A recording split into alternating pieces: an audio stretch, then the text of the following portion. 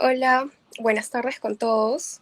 Em, ¿Qué tal? El día de hoy les damos la bienvenida a nuestro webinar de M&A, cómo comprar una empresa durante la pandemia.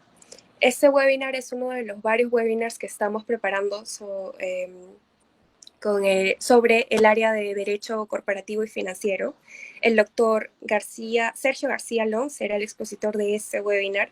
Sergio es abogado por la Universidad Católica del Perú, especialista en Derecho de Contratos Corporativos, Financiamientos, M&A y Arbitrajes, responsable de la estructuración de transacciones, así como la negociación, cierre y ejecución de contratos.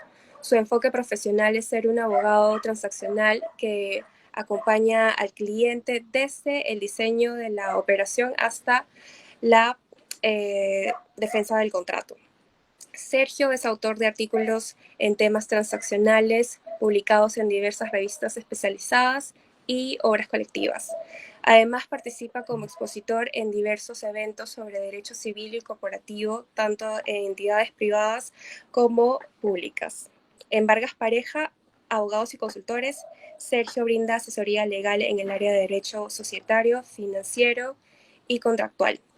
Asimismo, queremos darle la bienvenida a todos los que nos están viendo por primera vez y no se olviden de seguirnos en nuestras redes sociales. Estamos en LinkedIn, Facebook, Twitter, Instagram, donde podrán encontrar todas nuestras alertas, boletines y los anuncios de nuestros próximos webinars legales.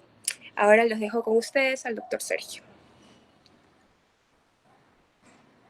Buenas tardes con todos, mucho gusto. Vamos a dar inicio a este webinar sobre M&A enfocado en un contexto de pandemia que se titula Cómo comprar una empresa durante la pandemia. Siguiente, por favor.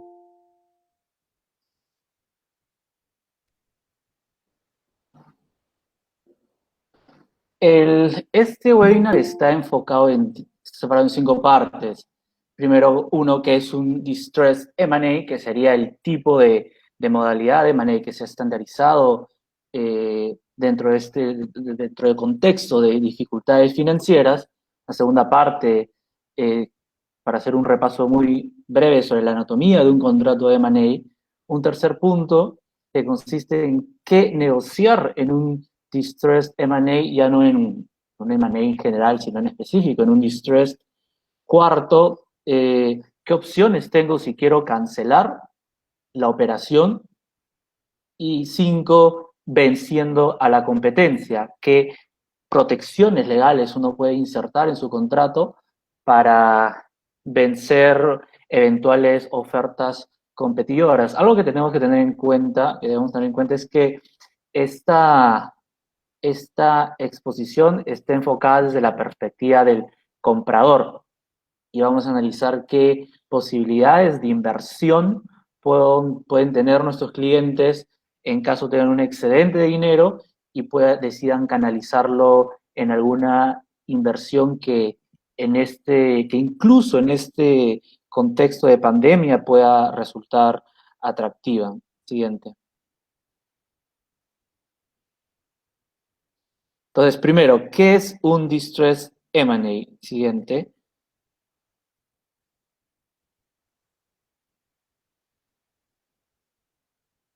Distressed en este contexto significa una sociedad que tiene dificultades financieras y en un contexto general estas dificultades financieras se pueden dar por diferentes circunstancias, porque es llevada a concurso por sus acreedores o porque tal vez voluntariamente decide someterse a concurso al tener dificultades financieras o porque tal vez tiene deudas en la banca corporativa y los bancos o en general los financistas se empiezan a ejecutar sus cláusulas de evento de incumplimiento y ejercer los remedios respectivos, entonces coloca a los deudores en una posición complicada para hacer frente al pago de un capital, sobre todo si es que se da en el contexto de la ejecución de una cláusula de aceleración que da por vencido todos los plazos y en consecuencia el deudor tiene que vencer todas las cuotas que aún no eran exigibles. Entonces, todas estas situaciones pueden colocar a una sociedad en un contexto, en una situación de estar estresada, entiéndase como sinónimo de dificultad financiera. Y entre las situaciones que se pueden producir, que pueden dar lugar a que una sociedad tenga dificultades financieras, están aquellas que pueden ser producidas por la pandemia. Claramente, la crisis sanitaria finalmente es una crisis económica y como tal afecta a los negocios. Y hemos visto cómo las diversas acciones tomadas por el gobierno, como las cuarentenas, las inmovilizaciones y determinadas eh, prohibiciones han afectado a la ejecución de los contratos. De manera general, eventos de fuerza mayor, eventos de excesiva onerosidad y otras circunstancias inesperadas han suspendido la ejecución de los contratos. Contratos que representan muchas veces la fuente de ingreso de estas empresas. Entonces, en algunos casos, estas dificultades han podido ser superadas, digamos, a través de una curita. Pensemos por el momento en algunos restaurantes o negocios similares como San Antonio, que cuando no pudieron abrir, pasaron a convertirse en el market y de manera progresiva, mientras que iba mejorando la situación, regresaron a atender como restaurante. Entonces, en estos casos, tal vez las mismas empresas podían tener soluciones para hacer frente a esta situación de estrés financiero. Sin embargo, en otros casos, la curita no es suficiente si no se necesita intervención quirúrgica, sino la empresa muere financieramente. Bajo este contexto en que una sociedad pueda necesitar inyección de capital, esto se puede traducir en una oportunidad de inversión en favor de, en este caso, nuestros clientes, que podrían tener un excedente de capital que pudiera ser asignado para adquirir un activo a un valor de mercado que claramente no estaría ese valor en estas situaciones. La oportunidad de inversión en este contexto de distress M&A producido por la pandemia en realidad es muy sencilla. Hay negocios que tienen los recursos para salir adelante, pero no pueden soportar, sin embargo, estar cerrada por mucho tiempo. Y esto va a producir claramente una devaluación en la sociedad. Básicamente, las sociedades, las empresas, están determinadas en su valor por su capacidad de generar flujos de caja. Y si no pueden vender, si no pueden tener flujos, entonces el valor de la sociedad se va al piso. Si estuviéramos ante un mercado diversificado, competitivo y grande, como pueden ser mercados, mercado americano, mercados europeos, toda esta devaluación del valor de las sociedades se verificaría en una baja de la cotización de las acciones. Pero dado que estamos en Latinoamérica, en donde los mercados suelen ser concentrados, no vamos a tener este referente público, pero sin embargo se puede ver en los negocios cómo algunas sociedades la pueden pasar mal y en realidad lo único que necesitan para seguir adelante es una inyección de dinero. Y lo bueno es que esta inyección de dinero, entiéndase precio en este contexto de adquisiciones de empresas, puede materializarse en un precio menor que probablemente no se pueda ofrecer en cualquier otra situación, entiéndase, en situaciones normales e incluso en situaciones extraordinarias, porque esperemos que las pandemias ocurran cada 100, 200, 300 años, no esperemos que de acá a 10 años va a haber una pandemia, una nueva pandemia que haga que las empresas vuelvan a bajar de valor y se puedan adquirirlas nuevamente a, realizando una inversión muy rentable. Y en general, esta inversión, esta oportunidad de inversión podría materializarse de manera general a través de vías legales, contractuales o societarias, sea a través de la compra de acciones, de la compra de activos, o a través de la ejecución de procedimientos societarios específicos como fusiones, escisiones, reorganizaciones simples, o a través de la estructuración de operaciones más complejas como las compras de apalancadas de empresas y en general a través de cualquier operación que tenga un objetivo específico, que el comprador, que el adquirente pueda tomar control de la empresa para que pueda dirigirla en el mercado. Siguiente. Ahora de manera breve, en segundo lugar, sobre la anatomía de un contrato de M&A para que podamos tener en cuenta cómo se estructura este tipo de operación. Siguiente. La estructura de un M&A es básica, es ciertamente ya bien estándar en el mercado y sin perjuicio de que toda operación es distinta y pueda dar lugar a un clausulado particular.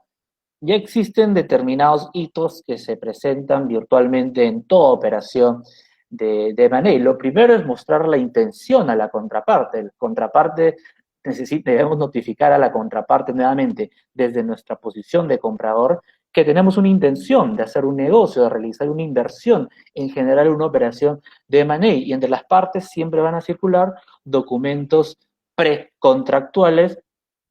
Dentro del contexto de M&A, normalmente los más conocidos, memorándum de entendimiento o carta de intención. Básicamente son dos documentos que en algunos supuestos son firmadas por ambas partes, en algunos casos no, en algunos casos pueden ser vinculantes frente a su contenido, en algunos casos no, o puede ser mixto, pero la intención básica es tener un documento oficial, formal, que demuestre el inicio de la transacción aún en la etapa de tratativas, para que las partes puedan definir cuáles son las proyecciones, las perspectivas que se vienen adelante, cuál es el activo que se quiere adquirir, cuál sería la modalidad, cuáles serían los aspectos que las partes tendrán que negociar. Claramente, si quiero estructurar la operación como una fusión, no va a ser lo mismo que si fuera una compra de acciones o si fuera una compra apalancada. ¿Cuáles van a ser las reglas de negociación? ¿Hasta cuándo las partes tendrán que negociar? Y tal vez darle fuerza legal a determinados pactos como la confidencialidad. El eventual comprador quiere adquirir un negocio, pero necesita analizar las cuatro esquinas de la sociedad. Y para ello necesita recibir información confidencial que seguramente el vendedor, los accionistas, la sociedad no estarían dispuestos a compartir si es que no están dentro de un contexto de una venta y con la suscripción de los documentos formales respectivos. Entonces, la confidencialidad es uno de los pactos vinculantes que siempre están presentes en esta primera etapa de la negociación. Y esta información va a ser importante para realizar el due diligence o procedimiento de debida diligencia que permitirá al comprador conocer la verdadera extensión de la sociedad, sus activos, inmuebles, mobiliarios, marcas, todo lo que le suma valor a la sociedad, pero también contingencias pasivos ocultos, todo lo que le resta valor a la sociedad, de manera que se pueda tener un resultado, una mejor foto de cuál es el valor de la empresa y esto permita determinar cuál es el precio adecuado que se tendrá que ofrecer.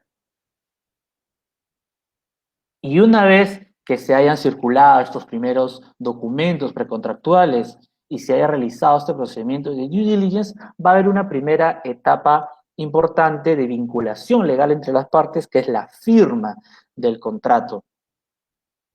Que esta firma no representa aún el momento en donde se producirá la transferencia del negocio y el pago del precio.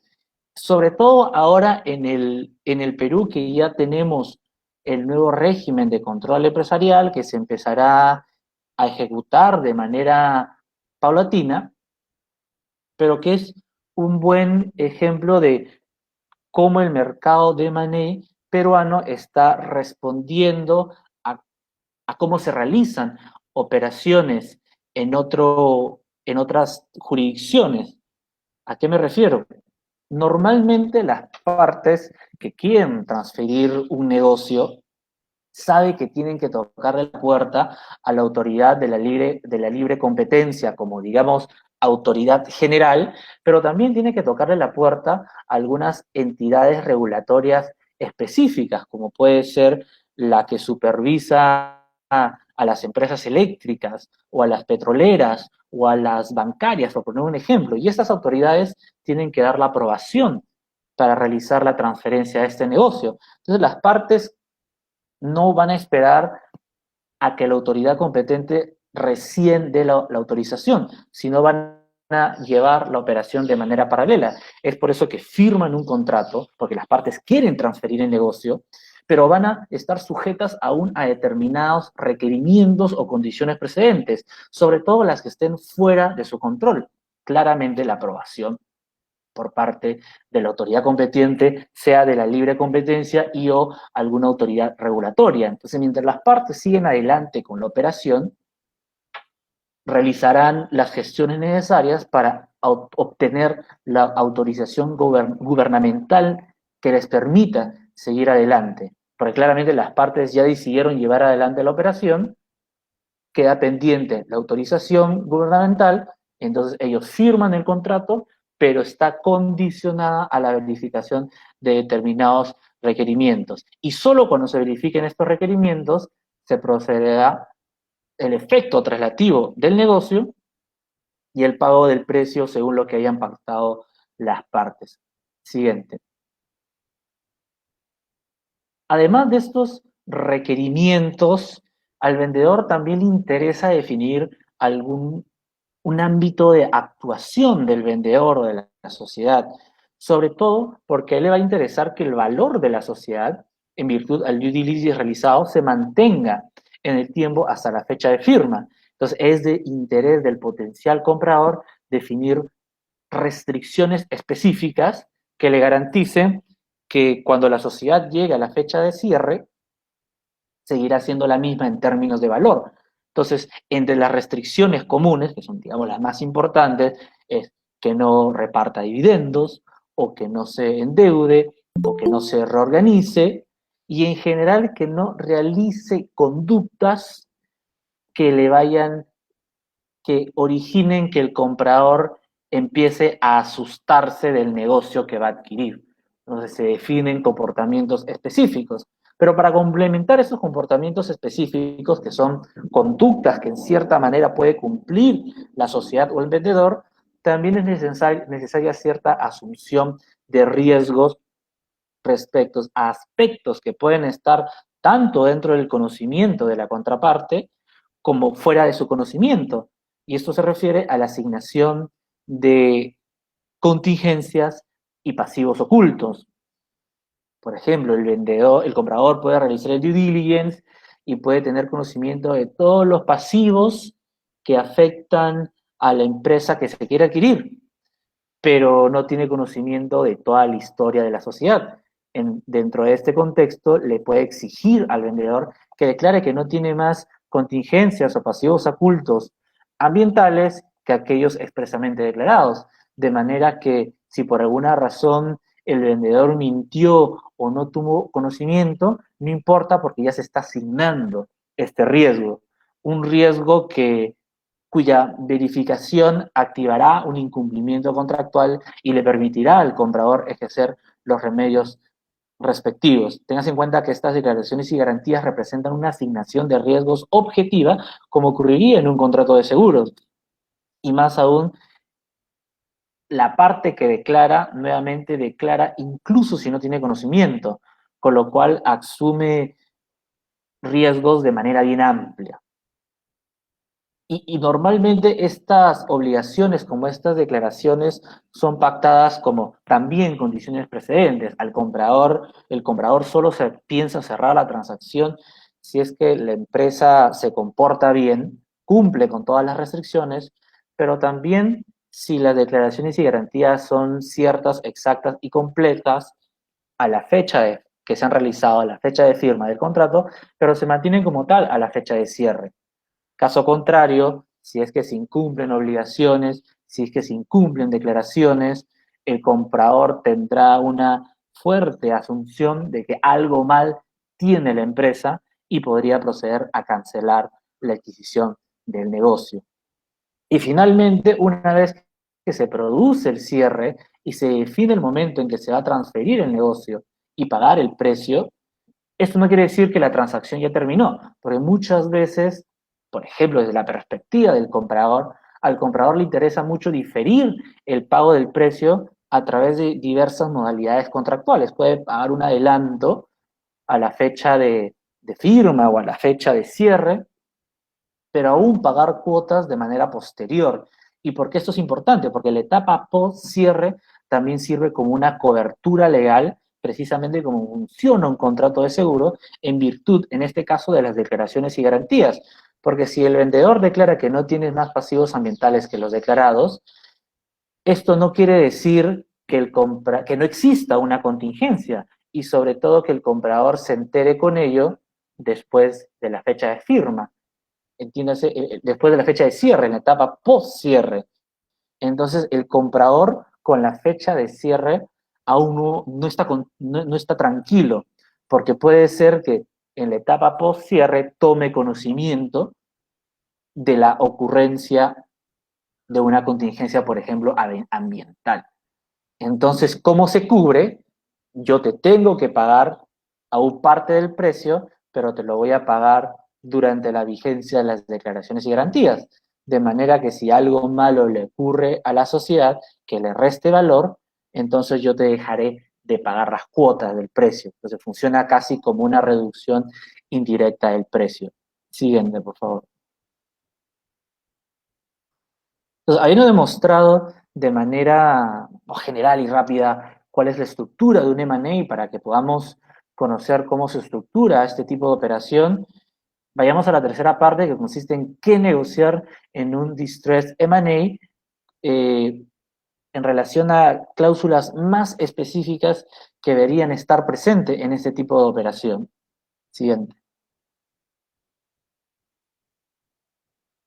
Básicamente vamos a enunciar dos puntos importantes. Lo primero, desde la perspectiva del comprador, claramente es el precio. Y el precio no se tiene que pagar todo a la fecha de cierre del contrato, sino tiene que estar diferida en el tiempo. Y existen diferentes tipos de cláusulas relacionadas al precio que pueden explicar cómo el comprador, cuando quiere adquirir un negocio, puede distribuir riesgos entre las partes frente a una devaluación de la sociedad del negocio en la etapa post-cierre. Lo clásico y que se puede presentar en todo contrato son cláusulas de ajuste de precio. Las partes pueden definir los criterios que les permitirán a ellas regular el precio frente a la ocurrencia de determinadas contingencias, como lo puede pactar en cualquier tipo de contrato, como un arrendamiento, por ejemplo. Entonces, si la transacción lo justifica, se pacta este tipo de cláusulas. Sin embargo, hay cláusulas más específicas en el contexto de un M&A, como puede ser la cláusula de earn-out, que es una cláusula que permite que los intereses de las partes respecto a la valorización del precio puedan alinearse. Nuevamente, el valor de una sociedad está determinada principalmente por su capacidad de generar ingresos. Entonces, el vendedor afirmará de que su empresa tiene fuertes proyecciones para generar dinero. Mientras seguramente el comprador considera que esto no es así, que sí va a generar dinero, pero no con las expectativas del vendedor. Entonces lo que pueden hacer las partes es definir un punto medio. Se pagará un fijo a determinado momento y un variable en el futuro, y el variable estará determinado por los flujos futuros que vaya a generar la sociedad. De manera que si a la sociedad en efecto le va muy bien después de cerrada la operación, el vendedor recibirá un mayor precio y si no le va tan bien, recibirá un menor precio. De esta manera, el comprador asume, digamos, distribuye el riesgo de tener que pagar un precio muy alto frente a una errónea valorización o definición de las expectativas de negocio de la sociedad, y de la misma manera el vendedor se asegura que si a la empresa le da muy bien y de repente empieza a generar muchos ingresos, que también va a participar de este buen momento. Entonces, este es algo también, una cláusula que se puede introducir y sobre todo muy especial en este contexto de distress M&A. Seguramente los compradores podrán definir un precio fijo y tendrán muchas dudas de cuál va a ser un precio fijo parcial y van a tener muchas dudas de cuál debería ser el precio total para pagar en favor de negocios. Y esto puede resolverse de manera muy sencilla si es que se pacta una cláusula de earn out que permita definir una parte fija que se pague en un momento determinado, normalmente al cierre de la transacción, y una parte variable que se pagará en virtud a si la empresa le va bien o le va mal. Otra cláusula que también suele, suele pactarse en este tipo de operaciones es la cláusula de pago diferido, que no tiene mayor novedad eh, y en ciertos contextos puede ser beneficiosa o no. ¿Cómo funciona? Una cláusula de pago diferido básicamente ya define un precio total fijo, solo que está fraccionado.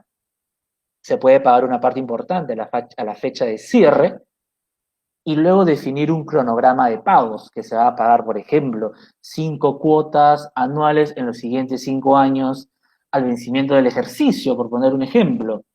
Entonces el vendedor ya sabe que va a recibir un precio fijo, solo que diferido en el tiempo. Entonces, dependiendo del tipo de operación, esto podría ser beneficioso o no para el comprador. En cierta manera, el comprador con una cláusula de pago diferido ya tiene certeza respecto al monto total que tiene que pagar y en qué momento, con lo cual ya puede ahorrar caja, guardar caja, ya puede asumir riesgos de manera más clara. Pero por otro lado, esto en detrimento de que tal vez los buenos o malos momentos económicos tengan que ser asumidos exclusivamente por él. De manera que si a la empresa, al negocio adquirido le va mal, esto no va a afectar el pago del precio diferido, porque ya se habría definido tanto en su monto como en el modo de pago. Esto es algo que se tendrá que analizar en el caso en concreto. Otro aspecto importante que va referido al precio es la cuenta escrow. Escrow es una especie de garantía que usualmente beneficia al comprador, al vendedor, pero también beneficia inicialmente al vendedor, pero beneficia también al comprador. Es un contrato muy particular e interesante, porque es suscrito inicialmente por tres partes, comprador, vendedor, y el fiduciario, que puede ser un banco que otorga servicios de comisión de confianza o específicamente de cuenta escrow. Y pongamos un ejemplo para entender cómo funciona. Imaginemos que en una operación en específico se pacta una cláusula de pago diferido. Entonces el comprador va a pagar en el tiempo, pero el vendedor necesita confianza de que el comprador va a cumplir. No basta con que se haya pactado en el contrato un cronograma específico en donde se defina monto y tiempo, sino que al vendedor le puede interesar que el comprador tenga liquidez. Entonces, el comprador puede tener liquidez, pero no quiere pagar todo el precio, mientras que el vendedor, si bien acepta que no va a recibir todo el precio en el día uno, quiere asegurarse que llegado el momento, el comprador no entrará en retraso ni en incumplimiento total. Entonces, lo que se puede hacer es acceder a un tercero como un banco que va a administrar una cuenta de fondos dinerarios y este banco va a actuar como agente en favor de ambas partes, no solo en beneficio del comprador o del vendedor, sino en favor de ambos. Y va a ejecutar el contrato de cuenta escrow según las instrucciones pactadas en el contrato. Entonces seguramente en el contrato dirá, ya puse todo el dinero en la cuenta, el banco es el administrador y al vencimiento de cada ejercicio por el periodo de 5 años se tendrán que pagar las respectivas 5 cuotas restantes del precio por la transferencia del negocio. Pero solamente se van a tener, y esto claramente está en beneficio del vendedor, porque el vendedor sabe que el banco tiene que cumplir en el contrato en beneficio de ambas partes, no entrando en conflicto de interés, no beneficiando a una parte sobre la otra. De, caso contrario, el banco entraría en responsabilidad, de manera que el vendedor puede tener cierta seguridad de que el banco al momento dado le va a pagar. Entonces ya borra el riesgo de incumplimiento por parte del comprador. Pero sin embargo, este contrato también funciona en beneficio del comprador, porque el comprador solo va a pagar, o mejor dicho, el banco solo está autorizado a pagar por cuenta del comprador si es que no se ha verificado alguna contingencia en la etapa postcierre, por ejemplo, que no explote alguna declaración o garantía.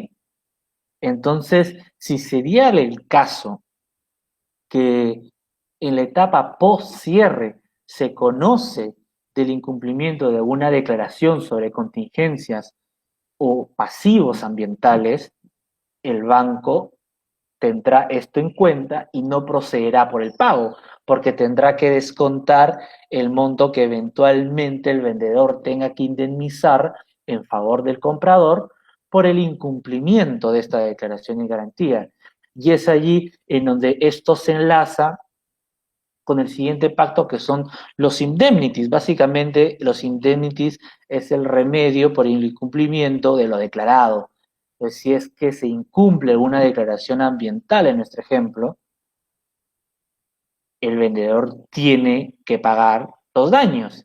Y si está pendiente ya el pago del precio diferido y sobre todo ya depositado en una cuenta escrow, entonces ahí simplemente se realiza un match, que si no hay cuenta escrow, seguramente lo ejecutará directamente el comprador vía compensación, siempre que haya sido debidamente pactado, y en caso si existe un contrato de cuenta escrow, lo ejecutará directamente el banco. Entonces, de esta manera, la cuenta escrow funciona tanto en beneficio del vendedor inicialmente, porque funciona como una garantía en favor suya, pero también en beneficio del comprador en caso se produzca un incumplimiento y el vendedor tenga que indemnizar al comprador. Entonces, el banco no cobra uno y paga al otro, sino compensa, como lo haría directamente el comprador si no existiera un banco como fiduciario de por medio. Y estas indemnities, como vemos, básicamente funcionan como una reducción indirecta del precio. Si es que el comprador tiene que pagar el precio diferido y toma conocimiento del incumplimiento de una declaración ambiental, entonces cuantificará el daño y si tenía que pagar una cuota por 100 y el daño asciende a 60, entonces simplemente procederá con el pago de una cuota ascendente a 40 y no por la totalidad. Entonces, lo cual al final del día funciona como una reducción del precio. Y en efecto, en las cláusulas de indemnidades se suele pactar que el vendedor solo pagará como tope máximo el valor del contrato, entiéndase la contraprestación que él recibiría. Entonces, a pesar de que se llamen como indemnities y tengan la intención de funcionar como las indemnizaciones en los contratos de seguro, en el fondo funcionan como una reducción indirecta del precio. Tanto es así que el tope máximo suele ser efectivamente el precio pactado. Siguiente, por favor. Entonces, habiendo comentado sobre qué debo pactar en un distress M&A enfocado en el precio, ahora enfoquémonos en general en otras contingencias. Y en estos tipos de operaciones se suelen pactar, como ya mencionaba, declaraciones y garantías y obligaciones, pero estas tienen que amoldarse al negocio específico. Si voy a comprar una petrolera, las declaraciones y las obligaciones que se van a exigir a la contraparte no van a ser las mismas que aquellas que se exigirían a un restaurante. Entonces, estas declaraciones y garantías y obligaciones van a hacer que las partes puedan tener en cuenta los especiales riesgos involucrados. Si, por ejemplo, quiero adquirir un restaurante, en las declaraciones y garantías o en las obligaciones específicas, pactaré expresamente alguna protección frente a eventuales rebrotes o frente a eventuales inmovilizaciones sociales. Intentaré regular el supuesto específico de si puedo atender al público al 100% o solamente al 40%, o tal vez no puedo atender al público, solamente hacer delivery. Claramente, todo esto tiene que considerarse en el contrato porque en cierta manera le sube o resta valor a la sociedad. Y el comprador necesita tener en cuenta esto para decidir si procede o no adelante con la operación. Y de manera general siempre se suele incluir una cláusula de cambio sustancialmente adverso o cláusula MAC, que suele servir como una cláusula general que permite otorgar cobertura a todo aquello que se puede escapar de las cláusulas más específicas. Por ello, esta cláusula normalmente es, además de general, es una cláusula circular y ambigua, porque normalmente en su redacción, en el inicio de la definición de lo que se considera que es un cambio sustancialmente adverso, se dice que es todo cambio, evento, circunstancia, evento, que produce un cambio sustancialmente adverso en la compañía, en sus activos, pasivos, resultados de operaciones, negocios, entre otros. Entonces, se dice básicamente que un cambio sustancialmente adverso es algo que produzca un cambio sustancialmente adverso en la compañía. Y sin perjuicio de tener esta parte general, suele tener otras partes más específicas que le pueden dar contorno a la cláusula. Pero en resumen, es una cláusula que normalmente puede ser alegada como el equivalente en los contratos civiles de lo que es la fuerza mayor o la excesiva onerosidad. De hecho, que las cláusulas MAC son consideradas como una regulación contractual más específica y amoldada a los contratos de money y también con sus variantes en los contratos de financiamiento. De hecho, que si nos ponemos a buscar cuál ha sido el principal efecto de la crisis sanitaria y económica en los contratos de money, uno va a encontrar que es la activación de cláusulas MAC, porque si es que se produce una crisis sanitaria que va a devaluar a una sociedad, por ejemplo, pensemos en retail o restaurantes, uno podría considerar que ahí la sociedad está sufriendo un cambio sustancialmente adverso, entiéndase, una devaluación del valor, y por ende que el comprador podría activar esta cláusula. ¿Y por qué le interesaría activarla? Porque el remedio es cancelar la operación. Entonces, eventualmente podría ocurrir que el potencial comprador quiere seguir adelante, pero quiere cubrirse en caso las cosas no vayan bien. Entonces tiene que pactar una cláusula, diferentes cláusulas de salida, y una cláusula de ellas es precisamente la cláusula MAC. Siguiente.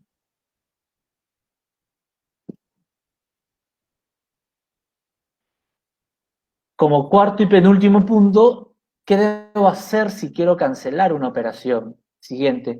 Ya hemos conversado un poco sobre la cláusula MAC como, digamos, una cláusula que necesariamente se tiene que pactar en una operación de distress M&A ya amoldada a un mejor contexto de pandemia, pero no es la única cláusula que se puede presentar. Uno puede estar interesado en firmar un contrato, estar pendiente de las condiciones precedentes, cuyo cumplimiento darán lugar al cierre del contrato, pero igual siempre el comprador es consciente de que se puede arrepentir de realizar, de haber firmado un contrato, que si bien está firmado, aún no está cerrado. pero finalmente al firmar ya hay vinculación legal y puede tener interés en definir alguna salida. Y lo primero que puede hacer es una renegociación extrajudicial, claramente. Nada impide que el comprador le toque la puerta a su contraparte y negocie una salida.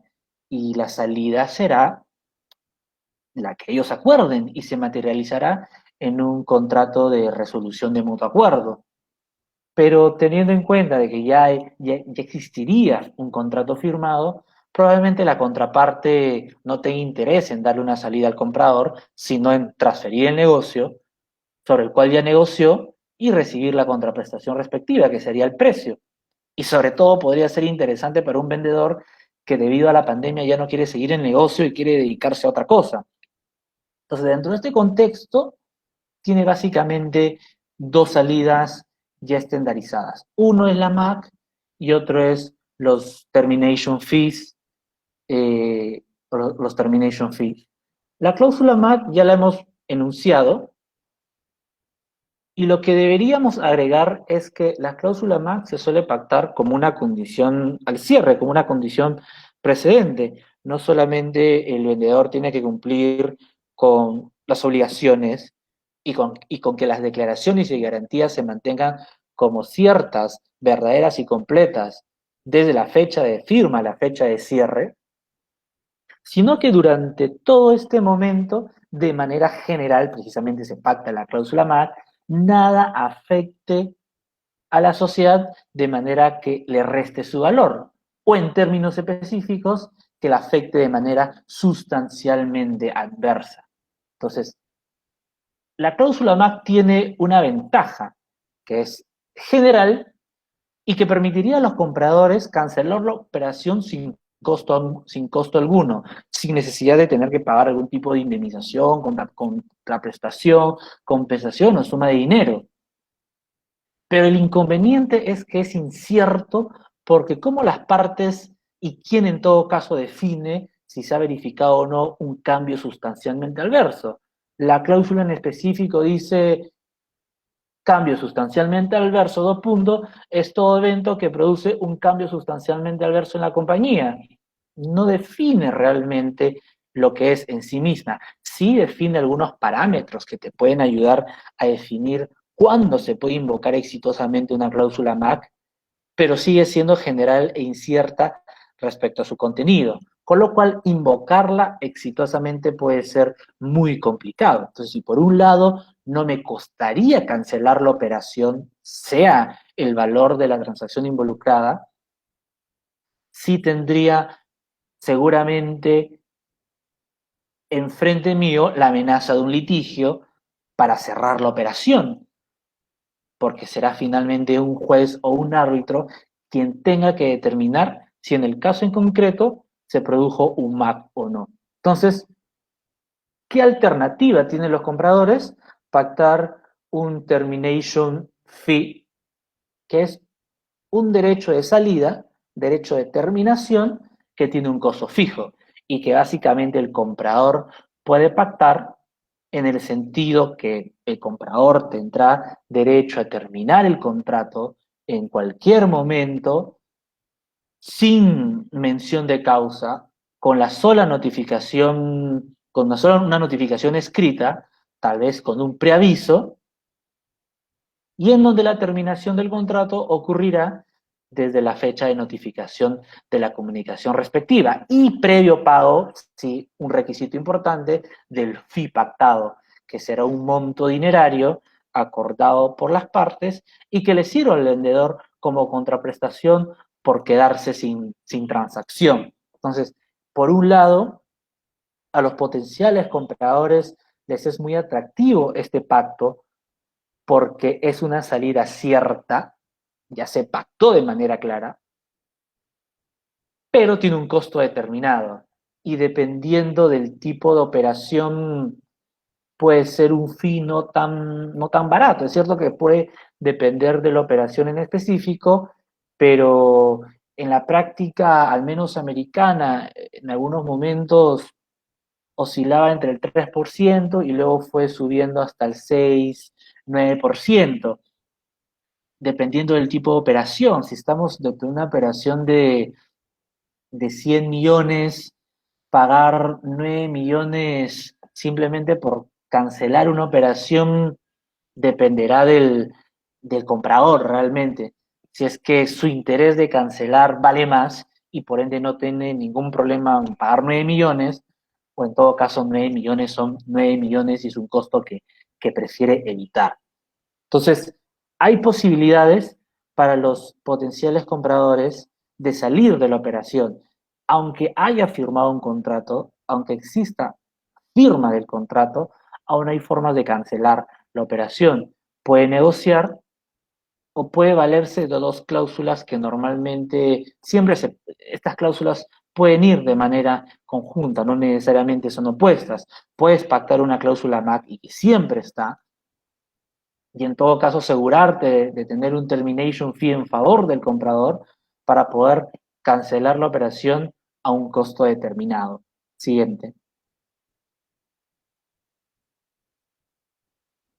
Y finalmente, el quinto punto es aquel que se domina venciendo a la competencia, que siguiente básicamente se coloca en un escenario en donde, bueno, el potencial, nuestros clientes pueden tener la idea, la iniciativa de adquirir un negocio en contexto de pandemia porque se presenta como una atractiva oportunidad de inversión, pero seguramente no son los únicos a quienes se les ha pasado esta idea por la mente.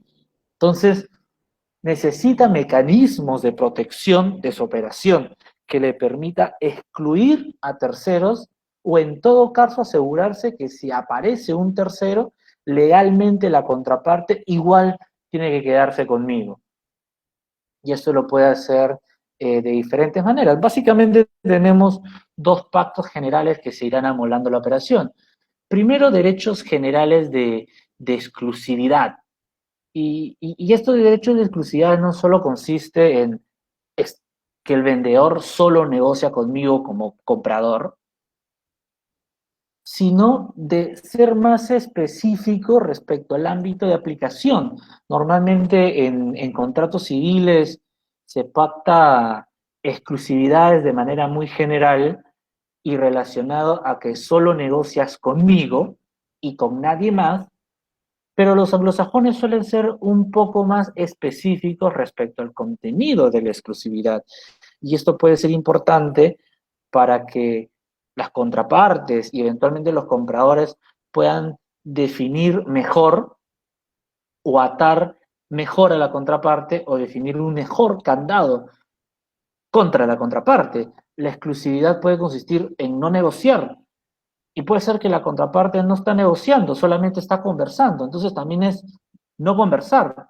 Y puede ser que la contraparte no negocia ni conversa realmente, pero está solicitando ofertas. Entonces hay que especificar que tampoco puede solicitar ofertas, pero tampoco ofertar la venta de su negocio. Y no solamente no negociar, no hablar, no solicitar, no ofertar, sino no ayudar o tal vez no informar. Entonces, dentro de un contexto de operaciones de M&A que en principio suelen ser contratos atípicos que van más allá de la regulación del contrato de compraventa del Código Civil, es importante ser muy específico en cuál es el candado que se le va a imponer a la contraparte para que nos podamos asegurar que no estamos perdiendo el tiempo negociando la compra de un negocio cuando al final del día la contraparte se va a ir con un competidor que tal vez ofrece mejores condiciones. Y finalmente, no solamente debemos tener en cuenta a la exclusividad en sus diferentes variantes, sino a los derechos para igualar mejores ofertas. Porque eventualmente, sea que se incumpla o no incumpla la exclusividad, puede ser que venga un tercero con una mejor oferta y el vendedor seguramente estará con sus abogados analizando el loophole o vacío que le permita transferir el negocio al tercero mejor competidor que al comprador que incluso ya tiene un contrato firmado. Entonces, bajo este contexto, para los compradores va a ser muy importante pactar derechos de igualar o matching rights que te permita igualar la mejor oferta de tercero, en el sentido de que si igual, sea que se incumple o no se incumple la exclusividad, si existe una mejor oferta, esa mejor oferta tenga que ser comunicada por el vendedor al comprador y el comprador tenga el derecho a igualar esa mejor oferta, de manera que pueda aceptarla y dar por cerrado el contrato.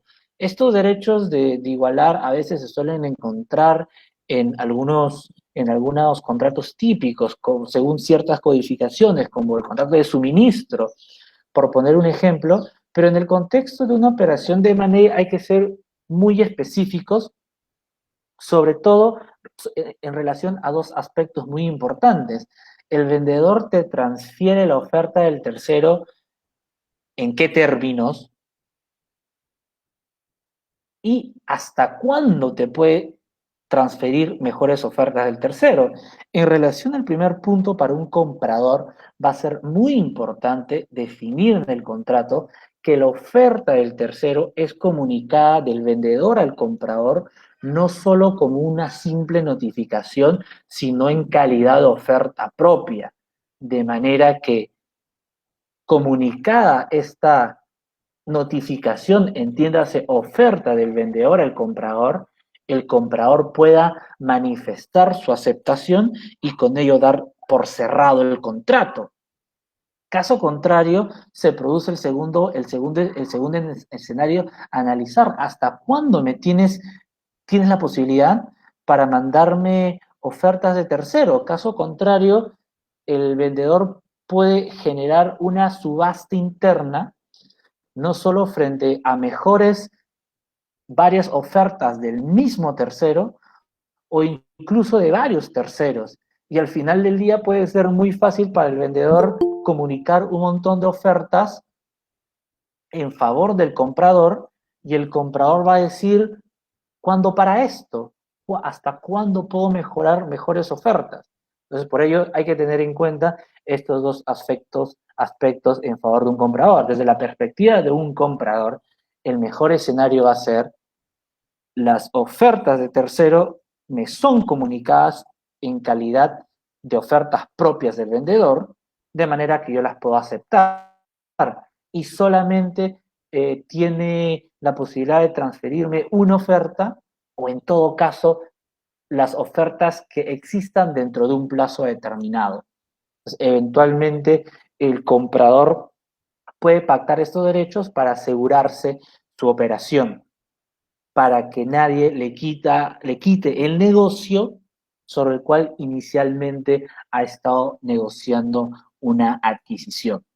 Siguiente. Entonces, habiendo explicado estos 5 puntos, tenemos que definen el contenido de este webinar, tenemos tres conclusiones muy simples pero muy útiles. Que la pandemia puede ser vista como una oportunidad de inversión. Realmente, por más incómodo que pueda tal vez sonar esto, mientras que unos los pasan bien, otros lo pasan mal. Y dentro de los que tienen la oportunidad, empresarios que tienen la oportunidad de pasarla bien y puedan tener un excedente, esta puede ser una oportunidad irrepetible para adquirir un activo, para adquirir un negocio a un precio que no se va a poder ofertar en ningún otro contexto. Y si tienes la posibilidad de hacerlo, existen los mecanismos necesarios para tener un primer approach, dar una primera intención a la contraparte, tal vez asegurarse el cierre del negocio firmando un contrato, pero a su vez pactando las cláusulas que me permitan diferir el pago del precio por años en el futuro, como también pactando determinadas cláusulas que me permitan cancelar la operación por la simple razón que ahora me arrepentí y no quiero seguir adelante con el negocio. Entonces, un aspecto importante de haber demostrado de manera general un gráfico de cómo funciona la anatomía de un M&A es para que nos podamos dar cuenta de que no es una operación que se realiza en un solo momento, tiene un procedimiento Y durante todo este procedimiento, los potenciales compradores pueden decidir qué tanto se quieren involucrar en la operación y en todo caso en qué momento parar y retirarse de la misma de manera válidamente y bajo la protección del derecho contractual. En segundo lugar, vemos que existen diversas vías legales o societarias para tomar control de una sociedad, lo cual se define operación por operación, pero al final del día lo que uno obtiene con la adquisición de una empresa es el control societario y la posibilidad de poder dirigirla, sea que adquirí acciones, sea que adquirí activos o sea que adquirí un bloque patrimonial a título universal. Y finalmente, lo más importante es que los compradores pueden dar la pauta de cómo seguir adelante con la operación y definir los términos y condiciones que más les resulten favorables. Y tal vez en un contexto de pandemia, los compradores puedan estar en mejor posición para negociar términos contractuales, puesto que los vendedores que necesitan un bail, que necesitan un rescate y necesitan también un socio, se enfocarán en seguir adelante para recibir el dinero, la inyección de capital que les permita sobrevivir en el negocio y probablemente estén más dispuestos a obtener términos y condiciones que claramente no aceptarían en condiciones normales de mercado. Eso ha sido todo por esta exposición. Les agradecemos mucho por haber participado y le doy el pase a Jackie para que pueda continuar con este webinar. Muchas gracias. Antes de terminar, Sergio, quería pasarte algunas de las preguntas que nos han enviado. Esta es, la primera, nos dicen es, ¿qué tipo de negocios que se han visto afectados podrían ser atractivos para una adquisición? Claro, a ver, uno de los negocios que claramente se ven afectados son todos aquellos, y de los que estamos tal vez las personas de a pie más relacionadas y que podemos simplemente probarlas fácilmente, son todos los negocios de atención del público.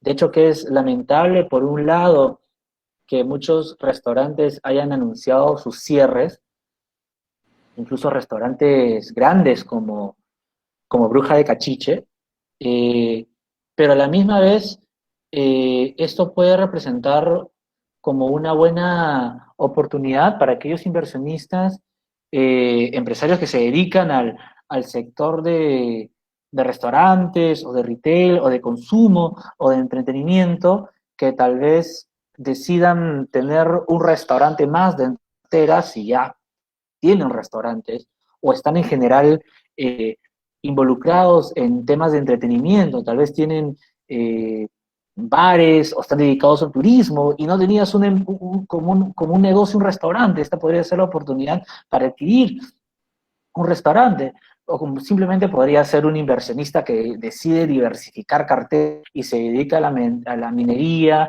al petróleo, a otros recursos, y de igual manera para diversificar riesgo le interesa tener un restaurante. Entonces, las oportunidades de inversión son diversas. Al no tener un mercado disperso de capital con muchas sociedades en bolsa,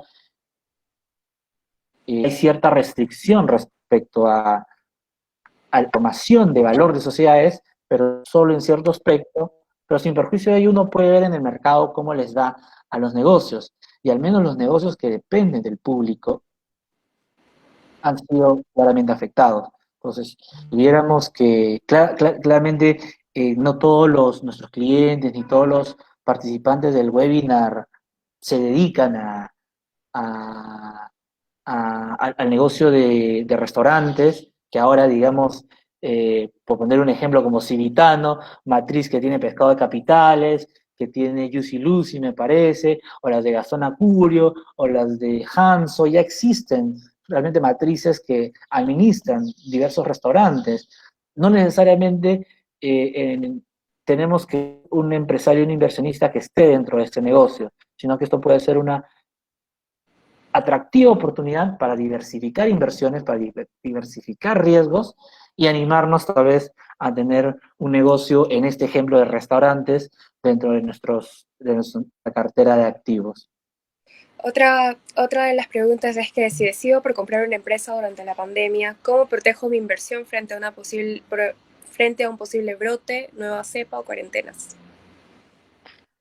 Claro, como estaba explicando, existen ya cláusulas que necesariamente se tienen que impactar en el contexto de un distressed M&A o un M&A durante la pandemia, y todas las preocupaciones, y eso es, digamos, la novedad de poder suscribir un contrato de M&A en este contexto, es que todas aquellos temores que puedan tener los compradores necesariamente se van a tener que pactar en el contrato y en específico desde la perspectiva del comprador para que pueda cancelar la operación y si eventualmente ya estamos en la etapa post cierre y ya no puedo cancelar la operación porque ya se transfirió el negocio para afectar el pago del precio. Porque si la empresa eventualmente va a ser afectada en su valor por un rebote, cierro la operación cuando se suponía que ya no iban a haber cuarentenas, pero nuevamente hay cuarentenas, entonces que esto se vea reflejado en el contrato como un remedio en favor del comprador que le permita eventualmente alegar daños y descontar de las cuotas diferidas del precio, o eventualmente suspender el contrato para que el precio se difiera un poco más. Normalmente la mejor solución para las partes, si ya entraste en una operación para adquirir un negocio y no se puede cancelar, va a ser suspender el contrato. Y suspender el contrato mientras pase el estado de emergencia, o pase la cuarentena, o pase alguna restricción específica, todo se va a moldar al temor en concreto que las partes quieran regular en su contrato y dependiendo de si se pacta en favor del comprador o del vendedor. Bajo este escenario, nuevamente, si el comprador puede hacerlo, que cancele la operación y se pactarán las cláusulas MAC, se pactarán los derechos de salida y otros. Pero si ya estamos en etapa post cierre, deberá pactar las cláusulas que le permitan, en todo caso, no pagar el precio en los plazos originalmente pactados y en los términos originalmente pactados, sino que se suspenda, que se difiere un poco más o en todo caso que le permita compensar frente a eventuales daños o incluso solicitar la renegociación del precio o el reajuste del precio si fuese necesario. En caso, por ejemplo, las condiciones empeoren, la sociedad baje su valor, pero aún las partes quieran proceder con la operación hacia adelante. Ujú. Realmente en virtud a un adecuado reajuste del precio. Bueno, te agradecemos, Sergio, por este webinar y agradecemos a todos los participantes. Si tienen alguna pregunta o consulta adicional, los invitamos a que nos escriban. Les vamos a dejar aquí los correos de Sergio y, y sus números para que cualquier cosa nos puedan escribir y consultar por ahí. Nosotros encantados de responderles. Una vez más, gracias a todos, gracias por participar de este webinar, gracias Sergio y hasta la próxima. Navarro, muchas gracias a todos y hasta la próxima.